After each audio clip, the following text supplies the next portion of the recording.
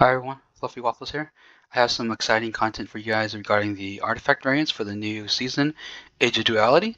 So those of you who don't know, the artifact variants will unlock as the Augur Stone progresses. As you can see, we only have the first one unlocked, and you basically pick, you can unlock artifacts of prestige, whichever one you want. So the way this goes is there's Assault, Control, this is support, tank, and mobility. And then I also noticed that in each of the 5 variants, there are 5 artifacts, and there's one for each troop type. So for example, this first one, Dragon Rift, is tank. You can see assault tag, tank, right? This one has assault cavalry, so the Kingslayer. This one is Shadow Blades, assault tag, and the marksman tag. And then we have the feeding side, which is assault and magic. And then the last one's always going to be an all-rounder or overall. So assault and all-rounder. So that's how all of these 5 variants are going to behave as well. And I have pictures for all 5 of them now that the Chinese server has unlocked the 5th Augur Stone for this one. So I will show you guys that, but real quick, just want to explain it to you guys that don't know yet. So you can see here, I have this artifact variant equipped on my march. And so you unlock it, and then you can equip it, right? So you just go here and equip it, just like any other thing. And then so it's really cool. I'll just proc it right now. So you leave it in auto, you can leave it manual cast. So just quickly to show you guys the variant. So there's my first artifact, and then this is my variant. So two shots right there. Pretty cool. So let's dive in deeper to the variants. So obviously the assault one, I'll go quickly on this one. We already kind of showed you guys this. This is the first one that we unlocked that everyone has, the assault variants. The second one is the control variants. So in control tree, not control tree, but control artifact variants. So we have the Grey Mars Warhammer. So you can see the pictures right here. The Warhammer, you got the Wolfhowl Horn. This is a great artifact if you don't have it unlocked already. The Vilos Bow for the archers, Thunder Elegy for the mages, and then the all-rounder for the control is this Thunder Striker. Inflicts a stun upon the selected legion and 3 nearby random enemies for 5 seconds. Effect can trigger every 10 seconds. So the point of this last line is so that you can't chain stun someone with your allies or whatever. You can only stun them every 10 seconds. So this one's cool. For the control ones, and it's all defense for that Thunder Striker. The next one, the third one, it's the support variants. So for the tank one, you can see it's the adamantium armor. The legion and nearby friendly infantry legions, 5 in total, take 10% less damage and are immune to all. Sorry, I was trying to zoom in, but are immune to all extra damage from being surrounded for 5 seconds. So you take less damage. It's pretty cool. The cavalry support is the legion and up to 5 friendly legions immediately return to their cities when routed. So this one just recalls all your marches back to your city. I don't know how useful this will be, but we'll see. You can play around and see. The archer one is the Heart of Kamasi, very strong artifact. The mage one is the Breath of Gigantus, also a very good artifact debuff and weaken those infantry on the field when you're nuking. And then the overall for the support tree is the Warhorn Pendant. Removes debuffs from the wielder's legion and nearby friendly legions, 10 in total. Affected legions gains march speed, 10 march speed, and 10 defense for 10 seconds. Obviously, these stats are level 1, so it's going to be more. I would guess maybe it's 20 march speed, 20 defense when it's max, or maybe a little bit more. So around there. So not too bad of a artifact either for all rounder, and it's got march speed on the second line. Not too bad, not too bad. So far, I'd probably use this one if I needed to for my cavalry, but I haven't gone too in depth yet on what my setup will be. In the next video, sometime later, I'll do a cav and mage march setup, and then also what I would use for the artifact variants for my marches. So that's something to stay tuned for. The tank variants, we have Dragon Scale Armor. This is a great artifact, very tanky.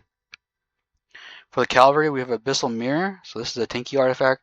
When casting a rage skill in the field, the Wielder's Legion takes 20% less damage and gains exemption, immune to most control effects for 10 seconds.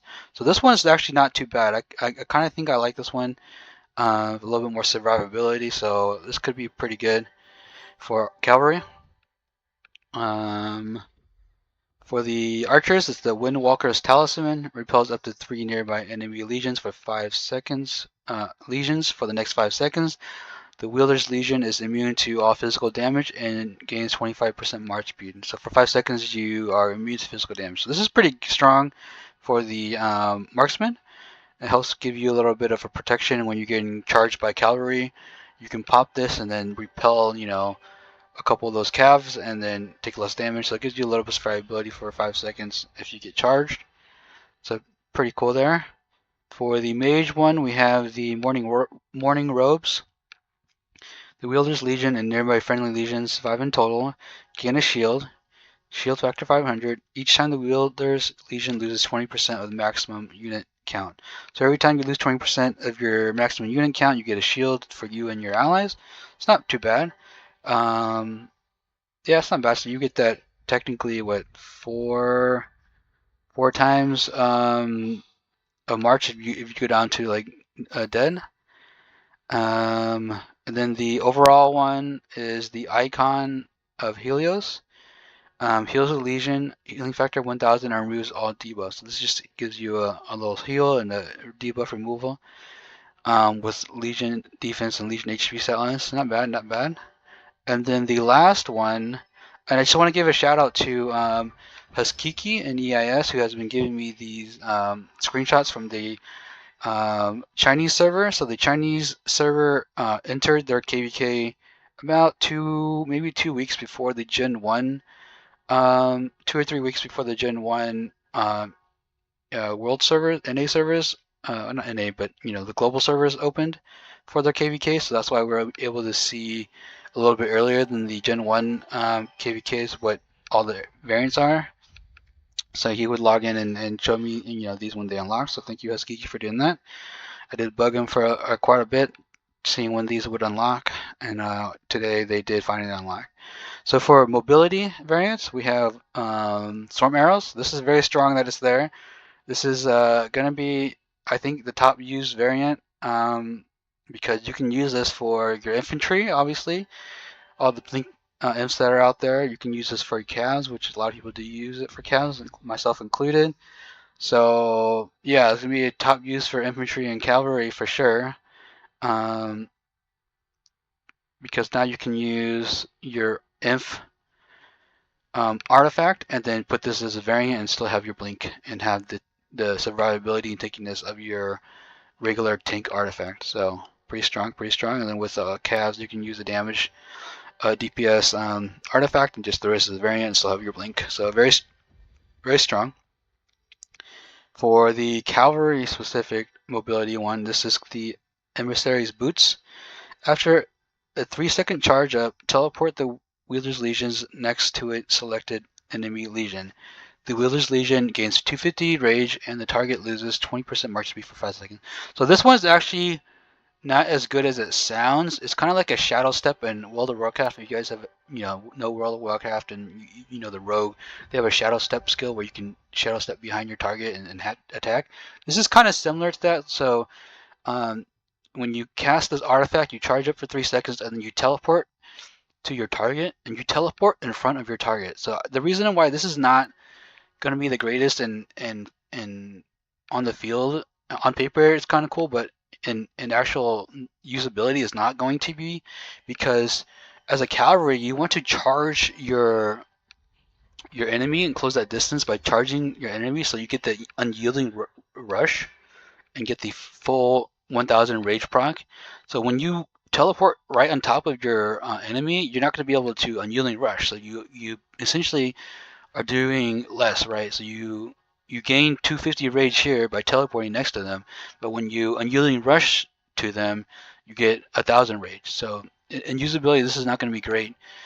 There could be instances where you're obstructed by terrain or something, and you want to teleport up a cliff or whatever, that could be a play, but then you're only using it for one march and not, what are you gonna do with your other 3 or 4 cav marches?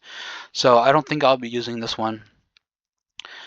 For the archer, I guess they label this as archer. For the archer mobility, it's the Springbird Feather. So this is pretty interesting and pretty cool. Gives you some flexibility in either your infantry or your cav marches to be a little bit faster. I mean, you could even use this on archers and mages and be faster too if you wanted to just be fast. So this is interesting, pretty cool there that I see it there. Staff of the Prophet is the mage mobility artifact, so a little bit more HP. It doesn't give you any damage or anything special, but it gives you more HP. There's a lot of HP on this artifact, so it could be useful. We'll see what people are going to be doing for their mage artifact variant. And then for the overall mobility variant, it's the Druidic Diadem. So this one gives you Legion gains stealth and 10% march speed for 900 seconds. The first normal attack launched while in stealth reduces the target's march speed by 25% for 10 seconds. So yeah, it's interesting. It gives you another stealth, no damage, but another stealth and low CC, so not bad. So yeah, these are the 5 artifact variants for the Age of Duality SOS 6 Season of Strife 6. The Assault, the Control, the Support, the Tank, and the Mobility variants. So yeah, I really appreciate you guys taking the time to watch this video. I hope it was helpful for you all, and I hope you guys are excited to see how you can play around with these artifact variants for your marches. I will be doing, a more in-depth guide on my specific marches, mages, and cavalry, and what I will plan to use as my variants. So stay tuned for that video coming up soon. Thank you.